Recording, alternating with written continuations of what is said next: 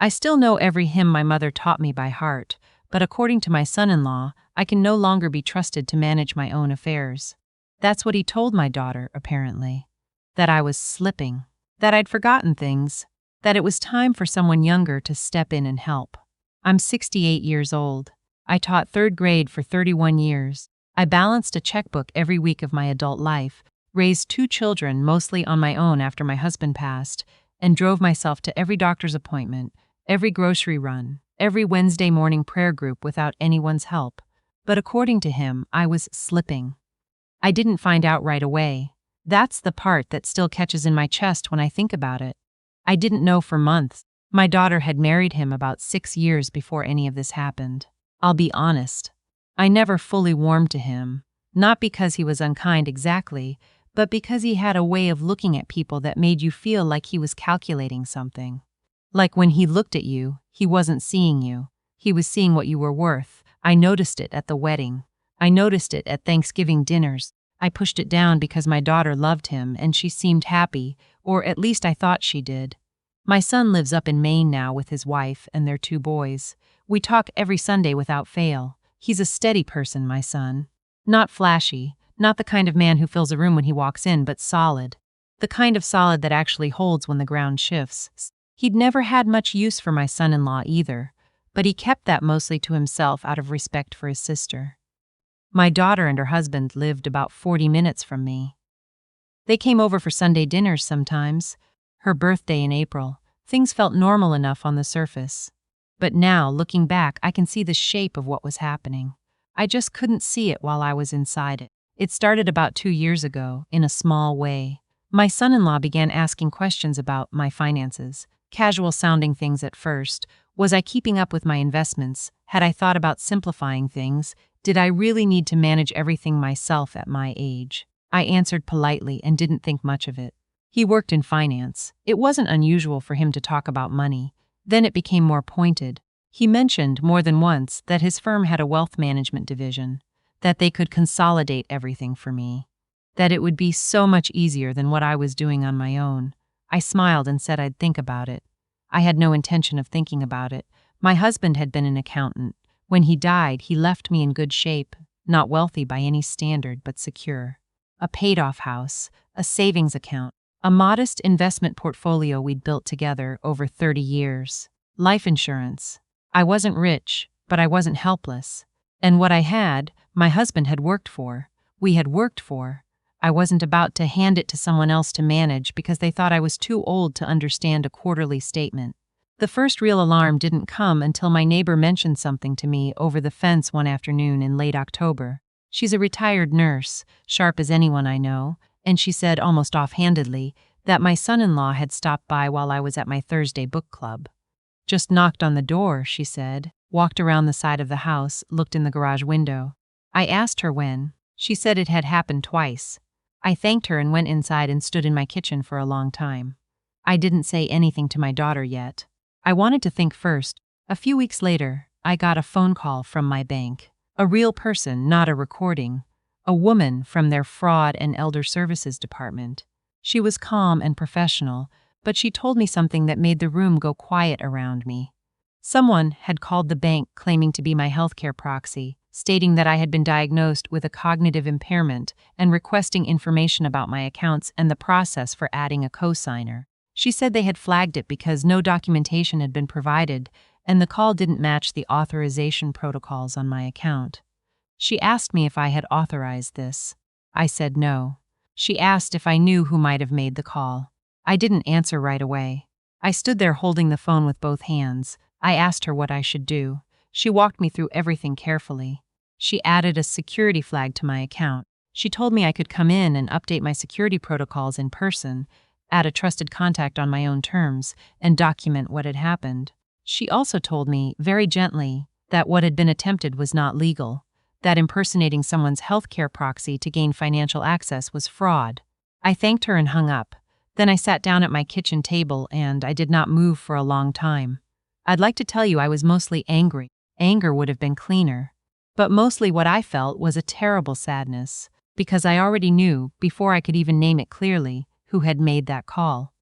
My son-in-law had access to information about my accounts because my daughter had shared some of it with him years ago when we were all talking about estate planning at a holiday dinner. He knew my bank. He knew the rough shape of what I had, and he was the only person in my life who had been circling this territory, asking questions, looking in my garage window. I thought about calling my daughter immediately. I picked up the phone twice, but I put it back down both times because I realized something sitting there at that table. If I confronted them now, if I called and demanded an explanation, I would show my hand, and if what he was doing was calculated, which it clearly was, he would simply adjust. He would deny it. He would say it was a misunderstanding.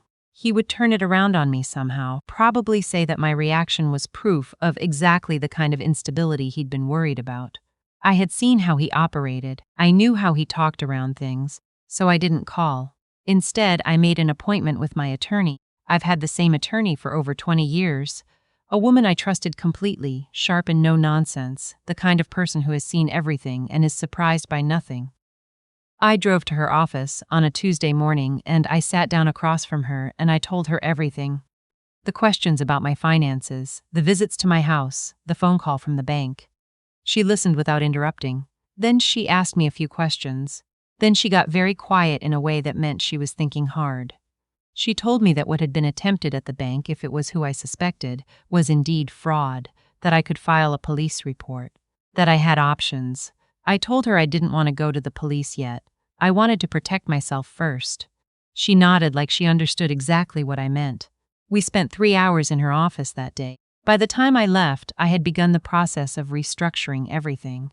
My investment accounts were moved and the access protocols changed completely. I updated my will. I established a trust, something I'd been putting off for years, structured carefully with my son named as trustee and very specific language about what would and would not transfer to whom and under what circumstances. I also added something my attorney suggested, a provision in the trust that outlined in plain legal language the conduct that had occurred, not as punishment exactly, but as documentation, a record, so that if anything were ever challenged, there was a paper trail showing that I had been of sound mind, had acted deliberately, and had been protecting myself from a specific pattern of behavior. It took a few weeks to finalize everything. I didn't tell anyone. Not my son, not yet. Not my daughter. I went about my normal life. Book club on Thursdays, church on Sundays, lunches with my neighbor, calls with my grandchildren up in Maine. I watched my son-in-law at Thanksgiving dinner that year. He was his usual self, charming enough on the surface, attentive to my daughter, good with the children. He asked me how I was doing. I told him I was fine. He asked if I'd given any more thought to letting his firm help me with my accounts. I told him I was still thinking about it. He smiled. I smiled back. I was not thinking about it. What happened next, I didn't plan. It came from a direction I hadn't expected. My daughter called me in early December, a Tuesday evening. She sounded different, tighter, like she was choosing words carefully. She said she needed to talk to me about something. She said she was worried about me. She said her husband had some concerns and they thought, together, that it might be time to talk about restructuring some things. She used that word, restructuring, his word. I asked her what she meant. She started talking about how managing finances alone could get overwhelming, how they just wanted to help, how it might be a good idea to have someone she trusted involved. She mentioned something about a power of attorney. I let her finish. Then I asked her, very calmly, if her husband was in the room with her. A pause. She said yes. I told her I would be happy to meet with them and discuss everything. I said I appreciated her concern. I told her to pick a day and come over. We agreed on that Saturday. I spent the week making sure everything was in order. I called my attorney. I called my son and told him everything, all of it, the bank call, the garage, the meetings, the restructured accounts, the trust. He went very quiet when I told him. When he spoke again, his voice had changed. He asked if I needed him to come down. I told him not yet, that I would call him after Saturday. He said, "Mom, you know you don't have to handle this alone." I told him I knew that. I told him I wasn't alone. I had spent 6 weeks making sure of it. My daughter and her husband arrived Saturday around noon. I had coffee ready, and I had a folder on the dining room table that I left face down. We sat. There was small talk for a few minutes, the kind that nobody is really listening to. Then my son-in-law steered toward the subject, smooth and practiced. He talked about how much they cared about me, how these decisions were hard for families, how he had some resources, some contacts who could help manage things without burdening me. He slid a document across the table, a power of attorney form, already filled out, mostly, with his name on it. I looked at it. I looked at him. Then I reached over and I turned my folder over. Inside was a letter from my attorney, a copy of the trust documents, with his name notably absent, and a letter from my bank confirming the account security update, along with a documented record of the fraudulent contact attempt in October. I placed them on top of his document. I told him I had been doing a little restructuring of my own. The silence in that room was complete. My daughter looked at the papers. Her face went through several things I couldn't quite name, confusion first, then something harder. She looked at her husband. He had gone very still. I told them quietly that I had spoken with my attorney, that my accounts, my will, and my estate were in order, that I had also spoken with my bank, and that they had a formal record of the call made to them in October, the call claiming I had a cognitive impairment, the call requesting access to my accounts without my knowledge or consent. I watched him. He said it was a misunderstanding. I told him I didn't think it was. My daughter said my name, just my name, like a question. I looked at her and I felt the full weight of what I was about to say. I told her I loved her, that I had always loved her, that nothing about that had changed and nothing about that would change, but that I needed her to understand, that what had happened was not something I could pretend away, that someone had tried to use her name, her relationship with me, and a lie about my mental health to gain access to my finances, and that if she didn't know about it, if she truly hadn't known, then I was sorry she was finding out this way. She started crying. He started to speak. I held up my hand. I told him we were done with that part of the conversation. My daughter and I talked for a long time after he went outside. I'm not going to share everything about that conversation. Some of it belongs only to us. But I will say that she cried, and I held her hand, and at some point she said she hadn't known about the bank call. She said she had known he'd been pushing this, that they had been struggling financially in ways she hadn't told me, that he had convinced her this was helping. I believed her about the bank call. I'm not sure I believed her about everything else, but I believed her about that. She left with him that afternoon. I stood on my porch and watched the car pull away, and I didn't feel victorious. That's the thing they don't tell you about protecting yourself. It doesn't feel like winning. It just feels like surviving something you should never have had to survive. My son drove down 2 weeks later.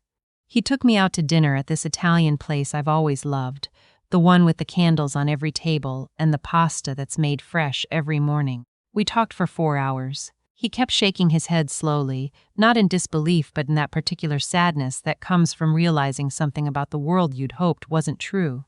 He asked me why I hadn't told him sooner. I told him I needed to handle the first part myself, that I had needed to know I could. He understood that. He's my child. He knows how I am. My daughter and I are still in contact, carefully. There's a distance now that I don't know if we'll ever fully close. Some things, once broken, don't go back together the same way. Maybe they go back together differently. Maybe that's its own kind of repair. I don't know yet. We're both still figuring out what the shape of this looks like going forward. Her husband and I do not speak. I don't know what will happen legally. My attorney has advised me on my options and the documentation exists if I ever choose to use it. I haven't decided. Some days I think I should. Most days I think that what I have, my accounts intact, my home, my trust in place, my name protected, is enough to carry forward on. That the best answer to someone who tried to use my age against me is simply to keep living, clearly and deliberately, with everything in order. The trust is solid. My son is the trustee. Everything is documented. Last month, my 2 grandsons came down from Maine for a long weekend. The older one is 11 now. The younger one just turned 8. We baked on Saturday morning, chocolate chip cookies, the same recipe my mother used, the one I've made so many times I don't need to look at the card anymore. The 8-year-old knocked a full cup of flour off the counter, and it went everywhere, all over the floor, all over his shirt, up into his hair. He froze, absolutely horrified, waiting to see how I'd react. I laughed. He laughed. Then his brother laughed. Then we were all laughing, the 3 of us covered in flour, in my kitchen on a Saturday morning. I thought about what someone had tried to say about me, that I was slipping, that I wasn't capable, that someone else needed to step in.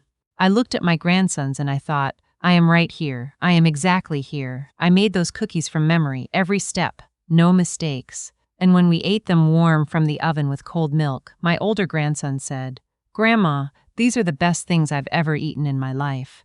I told him the secret was that you had to make them when you were happy. He thought about that very seriously, the way 11-year-olds do, and then he nodded like I had said something genuinely important. Maybe I had. I closed the recipe box, put it back on the shelf where it has always lived, and I thought about all the things I still know how to do, all the things I will keep knowing how to do, and I was not afraid.